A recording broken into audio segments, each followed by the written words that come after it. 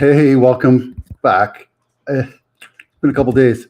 Let's see. I am recording live from Las Vegas. I'm at my wonderful sister's house, who's now acting like my assistant, giving me some water. That'll be $1, please. She takes tips. Today we're talking about, does the orientation or the direction of your house affect the value? She's not used to it. She almost turned on the faucet. Well, she did. And I smacked her around a little bit. Can the direction the home faces affect the value? Yeah, kind of, maybe. Depends on the people. Depends on their person, their mindset, their beliefs. Yeah, absolutely it can. But my argument is, if you price it correctly, your house is going to sell for what the value is, not the direction it sits. You might lose a couple buyers because it might face north or south or west. But if it faces east, then, I don't know, maybe. Absolutely it can. However, this guy right here, Arash, that's a terrible name, Arash, who met with my appraiser and my stats muse, Ryan Lundquist, had an interview, and they discussed about how certain houses in certain directions tend to sit a little bit longer. He states that, I believe it was south. He feels like the ones that face south sell faster, but ones that face north don't sell as fast. Do I believe that? Maybe if you're attracting a certain type of clientele or a certain ethnicity, but I don't care what side or which way it goes. That's all into the belief of feng shui and all this other stuff. Does it work? Yeah, kind of. I understand it. I'm versed in it. I understand the mindset behind it. But here's the thing.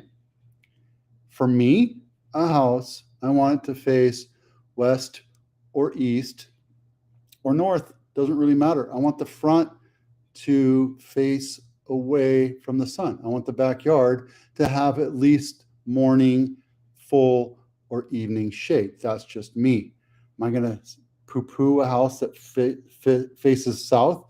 No. This house right here that I'm sitting in right now doesn't look anything like, well, kind of. No, it doesn't look anything like these houses.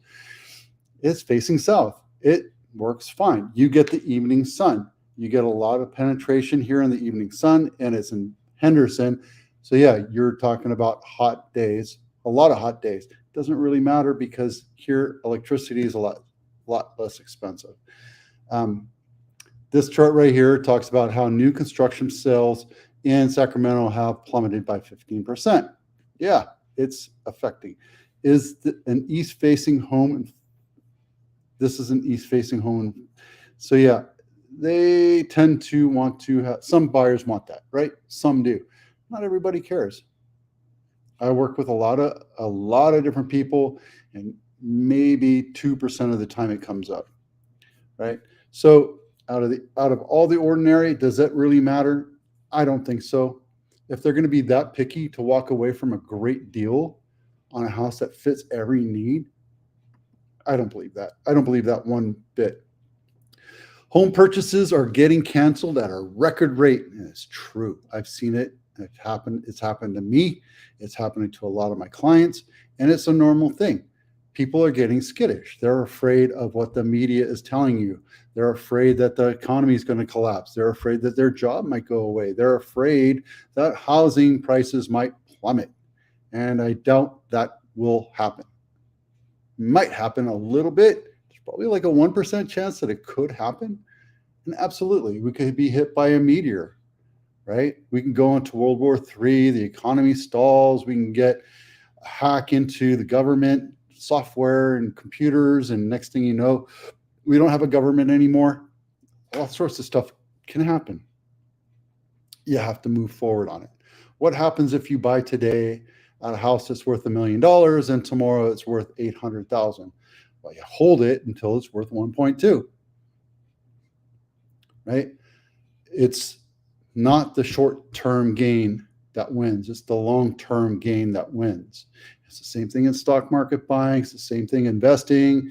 I'm looking at buying private money loans right now, and I'm loans or notes. I'm also looking at buying syndications, and there's a long-term mindset of this. It's not going to turn around tomorrow. You're not going to get that money back tomorrow. You're definitely not going to get 20% back in 2 months. You're just not. It just doesn't work that way. In real estate, it's a long-term investment if you look at it from that point of view. Again, if you lose $200,000 tomorrow, you hold on to that asset until it comes back and pays you back. Does it suck? Yeah, bad timing. It is what it is. If you're going to hold off and wait for the rates to go down, then everybody else is waiting for the rates to go down. Guess what? Now you're paying more for a house that was worth $1 million. You're probably going to pay $1.2 to $1.3 million for that house because you get better rates, you get better interest, it's more affordable. Yeah, I get it. But people that are sitting on the fence waiting for the rate to come down will ultimately lose because they're paying more for an asset, a house, a car, or whatever, when rates come down. So there's my sister right there. Okay, delinquency rates. This is adjusted to April of this year, so don't take this into account as accurate. We're not seeing a lot of that happen in San Jose, Silicon Valley, California. We are seeing some homes in the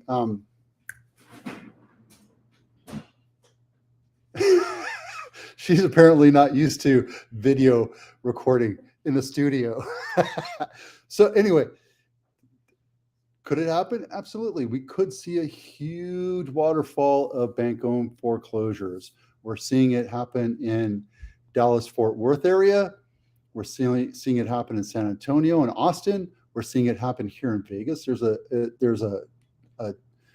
rumbling of NODs or pre-foreclosures that are happening here. So could it happen in California? Absolutely. There's a lot of people that have a lot of money tied up into their homes that might lose their job. It's absolutely something that can happen, right? The number of foreclosures happening in California are minimal compared to what happened in 2008 to 2010. I sold a lot of bank-owned properties back then, and I can tell you that there's more equity in these homes today.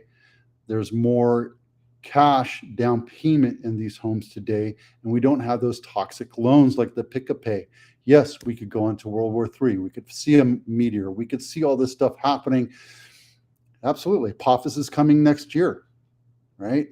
And one slight miscalculation could mean that our entire world gets destroyed, right? And then we won't have to worry about this anymore. At least you have a nice place to live until that happens. That's the way I'm looking at it. If I haven't told you already, San Jose, we voted Proposition E back in 2020. And now, as of last July, a couple months ago, we increased it from $2 million to $2.3 million. This is great for homes that are hedging up at $2 million.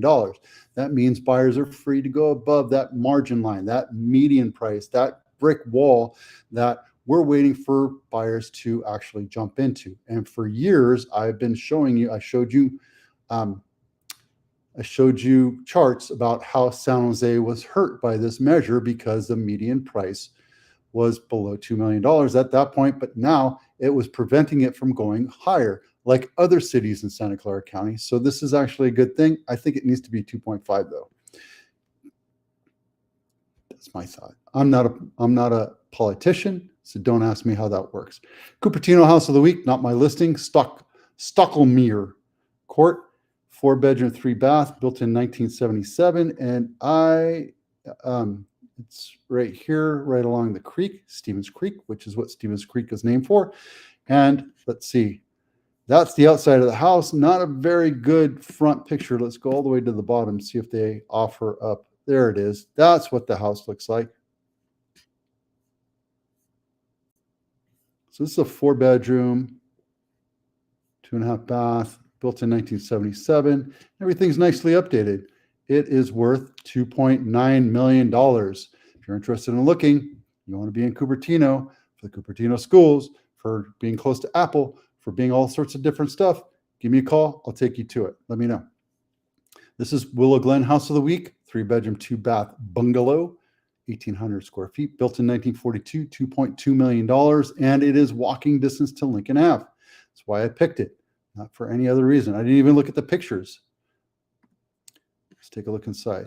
Oh, old world charm. You got the little half circle doorways, older 2-inch slat oak wood all the way through, which is nice. Original counters. It looks like it was refaced with the Corian countertops. Yeah, that's a very small bathroom. You have a basement.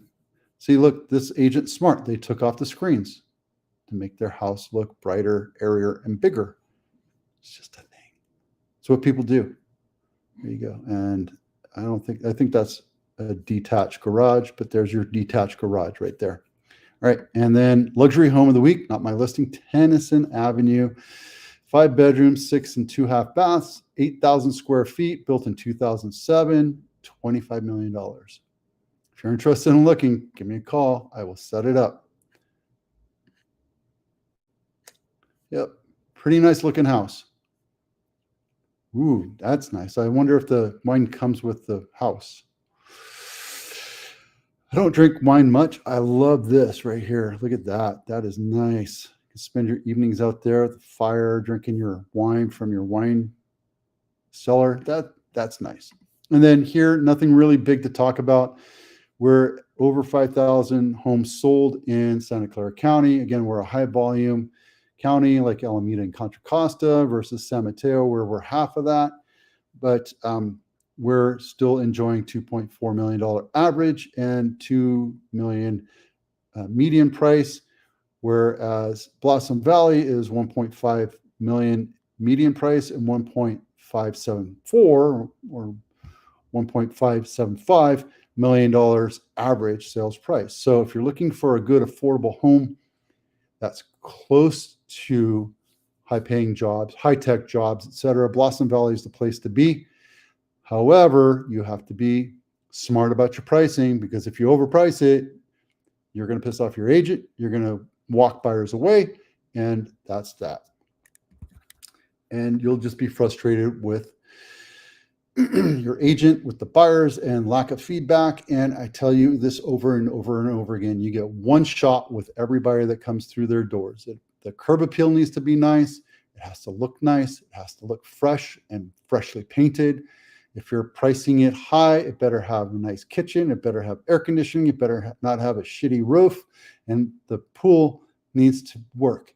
If you come in and give me the as-is ploy and it's not worth 1.6 and it's really worth 1.3, you're wasting everybody's time. That's that. All right. Thanks for watching on Vito with Abitano. Thanks for watching. We'll see you out there.